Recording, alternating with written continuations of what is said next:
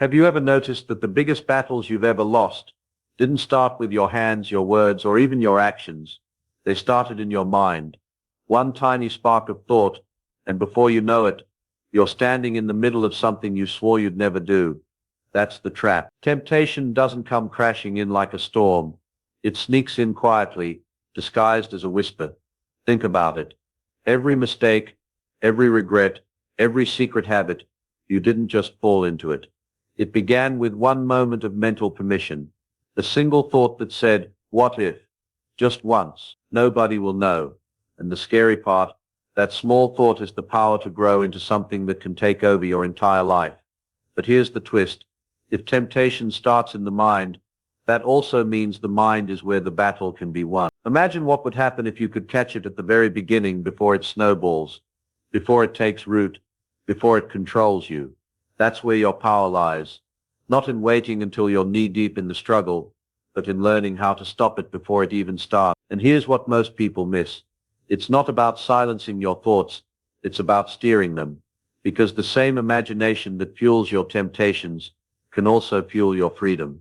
The difference is in what you allow to take root. Stick with this until the end, because I'm going to show you how to flip the script, how to stop temptation at its birth, and replace it with a stronger, sharper mindset that keeps you in control. Once you understand this, you won't just resist temptation, you'll disarm it before it even has the chance to grow. Every downfall begins silently in the mind. Want to break free before it controls you? Grab my ebook, 7 Biblical Secrets to Destroy Lust. Link in description. It's never the big fall that surprises us. It's the little beginning. The moment you don't even notice. That's how it works. The most dangerous traps are rarely loud. They're quiet, almost invisible, until it's too late. That's the way temptation sneaks in. It doesn't demand your attention right away. It just slips into your thoughts like a seed, waiting for you to water it. Picture this. You're going about your day. Nothing unusual when suddenly a thought flashes across your mind. You didn't invite it. You didn't ask for it. It just shows up. Maybe it's a memory. Maybe it's a fantasy. Maybe it's a suggestion disguised as harmless curiosity. At first it feels small, almost innocent, but that's the bait. Because once you entertain it, once you let your mind replay it, you've already started feeding it. The mind is powerful, and temptation knows it. Every time you allow that thought to linger, it grows stronger. Thoughts aren't neutral. They're either shaping you toward strength or pulling you toward weakness. And temptation thrives when you give it space to expand. That tiny spark of curiosity becomes a picture. The picture becomes a scenario. And soon it's not just a thought, it's a desire that feels almost unstoppable. What makes it so deceptive is how natural it feels. You convince yourself it's just imagination, nothing serious. But imagination is the bridge between thought and action. What you dwell on, you eventually chase. That's why the first mental image is so dangerous, because it opens the door to rehearsing the very thing you promised yourself you'd never do. Think about how farmers plant seeds. They don't see fruit immediately. They bury something small and invisible in the soil, and then they wait. Over time, with just a little sunlight and water, the seed grows roots and eventually breaks through the ground. That's exactly how temptation works in your mind. The thought might stay hidden at first, but every time you return to it, you're giving it water. Every time you justify it, you're giving it sunlight. And eventually, it grows into something that feels impossible to uproot. This is why so many people feel trapped by the same cycle. They fight temptation when it's already fully grown, when the desire is raging. But by then it's like trying to pull out a tree with bare hands. The real fight begins much earlier, at the seed level, when the thought first enters. That's when it's easiest to cut off, but only if you recognize it for what it is. The truth is, your mind doesn't just store thoughts, it multiplies them. What you choose to focus on magnifies. If you let the wrong seed stay long enough, it won't just grow. It'll push out healthier thoughts and dominate the landscape of your mind. And that's when you begin to feel controlled. Not because temptation is stronger than you, but because you fed it until it outgrew your willpower. Here's the good news. The same process works in reverse. Just as a bad seed grows when nurtured, a good seed flourishes when planted with intention. If you can catch the wrong thought at the beginning and replace it with a stronger, better one, you change the entire outcome. You don't just resist, you redirect. And the more you practice this, the more automatic it becomes. So the question is, what seeds are you allowing in? Because what you permit in your mind today becomes the reality you live out tomorrow. If you want to win the battle, you don't wait until the tree has grown. You start by refusing to water the seed. What makes temptation so dangerous isn't just the first thought that crosses your mind. It's what happens after you let that thought linger. The mind doesn't just hold ideas, it builds on them. That's where imagination steps in. A single spark becomes a movie reel in your head, playing scenarios of what could happen, how it might feel, and why it seems harmless to give in. It's not the thought alone that traps you. It's the story you create around it. Picture this. Someone who's trying to break free from an old habit sees a small trigger, a word, an image, a memory. At first it's just a flicker, but then the imagination starts feeding it. Suddenly they're replaying scenes in their head, making it more detailed, more appealing, more convincing. What started as a fleeting moment now feels like an inevitable action. The imagination doesn't just reflect temptation, it amplifies it. And here's the scary part. The human brain can't easily distinguish between imagined experiences and real ones. When you picture something vividly, your emotions and even your body react as if it's happening. That's why your heart races, your curiosity grows, and your resistance weakens. The battlefield isn't outside, it's inside. The imagination turns a small suggestion into a full-blown desire. But that also means imagination is not the enemy. It's a tool. The same power that makes temptation stronger can make your resistance stronger too. The problem is not that you imagine, it's what you choose to feed your imagination with. If you constantly replay scenarios of failure, indulgence, or just one more time, your brain builds pathways that make giving in feel natural. But if you redirect that same creativity, you can actually weaken the pull of temptation. For example, instead of letting your imagination dwell on the short-term pleasure of giving in, use it to vividly picture the long-term consequences. Imagine the regret, imagine the broken trust, the wasted time, the cycle repeating. Make the cost as real in your mind as the craving. When you do that, your brain starts associating temptation with pain, not pleasure. And pain is a far stronger motivator than desire when it's vividly imagined. Here's another shift. Use imagination to create a vision of victory. Don't just think about resisting. Picture yourself walking away strong, free, and clear-headed. Feel the pride in that moment, the sense of control, the strength of knowing you didn't let something so small overpower you. When you rehearse success in your mind, your brain builds new patterns that make self-control easier the next time. The reason so many people stay trapped is because they never learn to steer their imagination. They let it run wild, playing on loop the very scenarios that weaken them. But when you take charge, when you become intentional with what you allow to play in your mental theater, you flip the script. You go from being a victim of temptation to being the director of your own thoughts. This is where discipline begins, not in suppressing every thought, but in deciding which ones get the spotlight. Temptation may plant the seed, but your imagination determines whether it dies quickly or grows into something uncontrollable. And the choice, every single time, is if you can learn to control this one area, temptation loses its grip before it ever reaches your actions. That's the power of imagination.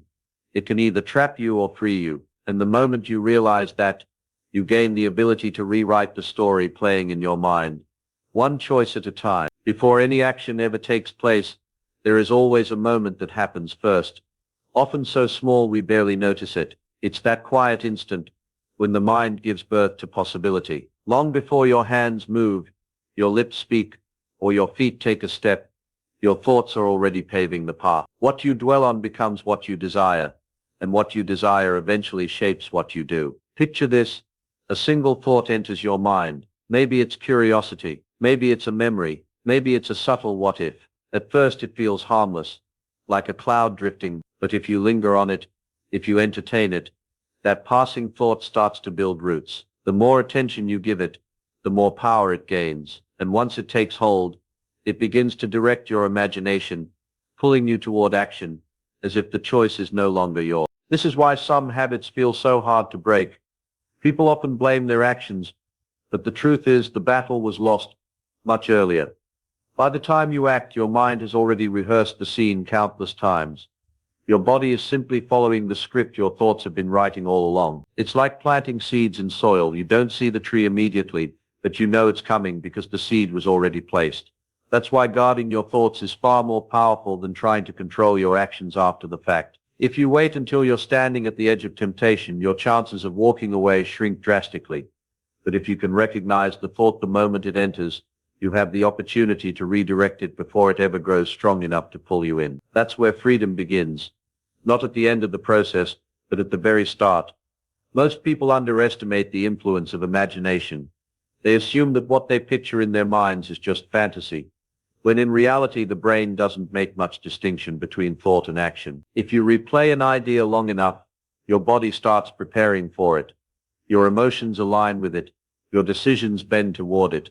By the time the opportunity presents itself, it feels almost inevitable, because you've already said yes in your head 100 times. On the flip side, this same principle can be used to your advantage. Just as negative thoughts lead to destructive actions, positive and disciplined thoughts lead to growth, discipline, and purpose. If you train your mind to dwell on strength, purity, and vision, you begin to live that out naturally. You don't have to force it, because your actions flow from the way you've been thinking all along. It's not about willpower, it's about mental direction. The most dangerous lie is believing thoughts don't matter. It's just in my head, people say, without realizing that every decision, every achievement, every downfall, every victory started exactly there. Great leaders, inventors, and visionaries didn't act out of nowhere. They fed their minds with ideas until action was unavoidable. And in the same way, destructive choices don't just appear out of thin air. They're rehearsed, imagined, and permitted long before they unfold in reality. If you want to change your life, start by changing your thoughts. Trace back the actions you regret, and you'll find a moment where you gave permission to a thought you should have rejected. Learn to identify that moment earlier, and you gain back control. Because once you master what happens in your head, you'll find that your actions naturally fall in line with the person you're meant to become. If you're serious about breaking free for good, grab my ebook 7 Biblical Secrets to Destroy Lust Before It Destroys You. The link's in the description and pinned comment. Don't wait. Take the step today.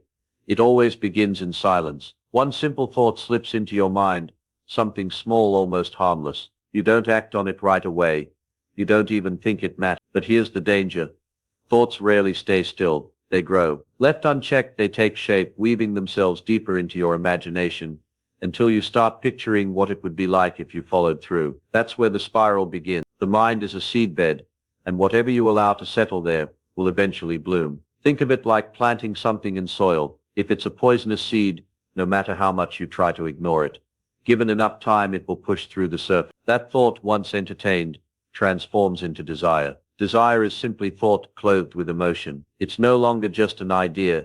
It's something you feel, and that's when things get dangerous. Because once a desire is stirred, the mind starts searching for opportunities to satisfy it. You begin to rationalize. You tell yourself little lies. It's not that serious, just this once. Nobody will notice. You create mental justifications to give your desire a place to breathe. And the more you feed it, the stronger it grows. It begins to take priority over your values, your goals, even your faith. Suddenly, what was once unthinkable starts to feel possible, even inevitable. Desire, when it matures, pushes you toward action. At this point, the battle feels almost lost because action becomes the natural outflow of what you've been nurturing internally. Nobody wakes up one morning and just ruins their life in a single instant. The collapse is the fruit of countless unguarded moments in the mind, slowly building momentum until the action becomes unavoidable. Here's where most people get it wrong. They focus only on stopping the action. They try to fight at the final stage, when the temptation is strongest, when the desire is burning hot, and when the mind has already rehearsed the action 100 times. That's like trying to stop a boulder rolling downhill with your bare hand. The secret is not to fight at the bottom, it's to catch the rock at the very top when it's still small and still. The earlier you interrupt the spiral, the easier the fight becomes. The moment a thought pops up, you have a choice. Dwell on it, or dismiss it. If you dwell, it multiplies. If you dismiss, it dies. That's why awareness is your strongest weapon. The ability to recognize the very first spark gives you the power to stop the fire before it spreads. But let's get real. Simply telling yourself don't think about it doesn't work. You can't erase thoughts by force. The trick is replacement. If you don't redirect your focus, Your mind will keep circling back to the same thing. Think of it like steering a car. You don't fight the wheel to keep from crashing. You turn it toward the right path. The same applies here. When an unhealthy thought shows up, you replace it with something stronger. Truth, purpose, vision. The spiral can be broken, but only if you choose to plant better thoughts than the ones that tempt you. Here's the bigger picture. Every action that defines your life, whether good or destructive, started somewhere in your mind. That's not just a warning, it's a promise of hope. If you want to change your actions, change your desires. If you want to change your desires, change your thought. The spiral works in both directions. If a toxic thought can lead to downfall, then a life-giving thought can lead to breakthrough. That's the power you hold right now in your mind. It's never the giant fall that ruins someone. It's the little steps that went unchecked along the way. Think about it. Nobody wakes up one morning and suddenly decides to destroy their life. It starts with something small, almost invisible, something that feels harmless at first. That's why timing is everything. The earlier you recognize where your mind is drifting, the greater your power to redirect it. Picture your thoughts like seeds. A seed by itself looks fragile, powerless. But give it time, and it grows roots, branches, and eventually something so strong you can't easily pull it out. Temptation works the same way. The initial thought seems like nothing. You shrug it off, laugh at it, maybe even entertain it for just a moment. But the longer it lingers, the deeper the roots. And once those roots wrap around your decisions, breaking free feels almost impossible. Here's the dangerous part. The mind doesn't stay neutral. Whatever you allow expands. If you feed a thought by replaying it in your imagination, you're giving it energy. And that's how small mental allowances turn into powerful habits. But the opposite is also true. If you catch that thought the moment it appears, if you starve it before it grows, you weaken its hold completely. That early moment, the split second when a thought first enters, is where your real strength lies. Once it grows into desire, you're already fighting an uphill battle. That's why so many people feel frustrated, like they're trapped in cycles they can't escape. It's not because they're weak, but because they try to fight too late. They're swinging at the branches when the problem is rooted in the seed. The mind is like a battlefield, and winning depends on strategy, not luck. You can't just hope temptation passes. You need to be aware enough to intercept it at the very beginning. That means paying attention to what you let into your mind, the images you watch, the conversations you entertain, the private scenarios you replay in your head. Every one of these is like an open door. Close the door early, and the intruder never steps inside. Leave it open, and eventually it will walk right in and take control. There's another reason catching it early matters so much. Momentum. Thoughts gain speed the longer they roll around in your head. Like a snowball rolling downhill, they grow bigger and harder to stop. A passing temptation might just be a whisper at first, but once you engage with it, once you give it space to replay and expand, it turns into a shout that drowns out reason, and by then stopping feels almost impossible. Interrupting the pattern before momentum builds is the difference between peace of mind and regret. But here's the good news. You already have the ability to stop it. It's not about being perfect or never facing temptation again. It's about awareness. The next time a thought comes, don't let it drift unchallenged. Replace it with something stronger. Shift your focus. Speak truth to it instead of entertaining the lie. The moment you do that, you take back control of your mind instead of being a passenger in it. What most people don't realize is that temptation loses its power when it's exposed early. When you shine a light on it before it takes root, it shrivels. That's why the most important decision isn't made in the middle of the struggle. It's made the very moment the thought first knocks at the door. And once you master catching it early, you don't just resist temptation, you prevent it from ever becoming a fight in the first place. That's how real freedom begins. Not in damage control, but in early interception. It's about sharpening your awareness so you can cut temptation off at the source, before it grows into something that changes you. The most dangerous thoughts are rarely the loud ones. They don't announce themselves with flashing lights. They slide in quietly, almost unnoticed, until suddenly you find yourself pulled in a direction you never intended to go. That's why protecting the space between your ears is one of the most powerful disciplines you can ever master. The truth is, you cannot always control what thoughts enter your mind, but you can absolutely decide what stays. It's like a guest showing up at your door uninvited. You don't have to let them walk in, sit down, and raid the fridge. Thoughts work the same way. The moment you entertain the wrong ones, They begin building momentum, feeding your desires and shaping your decisions. So the first step is awareness, catching the intruder before it feels at home. But awareness alone isn't enough. You have to replace the thought with something stronger. Imagine trying not to think about a pink elephant. The harder you try, the clearer it becomes. That's why simply saying, "I shouldn't think about this," never works. The mind doesn't work in negatives. It works in direction. To redirect, you need a new focus. Feed your mind with better input.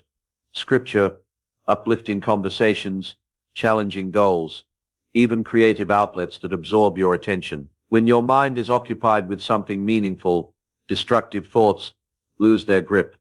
Another powerful tactic is reframing. Instead of seeing a tempting thought as harmless curiosity, learn to expose its true cost. Ask yourself, if I give in to this, what will it steal from me? My peace, my integrity, my future. Bringing long-term consequences into the present moment weakens the appeal and sharpens your perspective. Suddenly, what once looked like harmless fun reveals itself as a thief in disguise. Guarding your thoughts also means managing your environment. Certain triggers make it harder to stay in control.